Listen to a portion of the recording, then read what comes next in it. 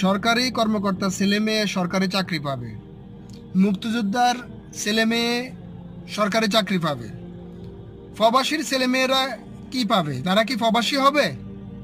কামলার ফোলাফান কি কামলাই হইব? বলেন, আপনাদের কাছে প্রশ্ন আমার, কামলার ছেলে মেয়েরা কি কামলাই হইব? তারা কি সরকারি চাকরি পাওয়ার যোগ্য নয়?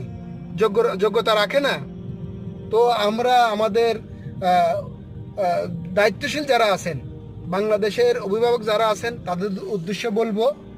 তাদের উদ্দেশ্যে বলবো আপনারা বিবেচনা করেন, যোগ্যতা দেখে চাকরি বাকরি দিন এবং যে যেখানে যোগ্য সে যোগ্যতা অনুযায়ী তাদেরকে ওইখানে বসান। এটাই বলবো। আপনারা কোটা নিয়ে বা কোটা পার্সেন্টেজ ভাগ করে সবাইকে একজন অযোগ্য ব্যক্তিকে যোগ্য স্থানে বসাবেন না। যার যেখানে যোগ্যতা থাকবে ওইখানে তাকে বসান। এইটা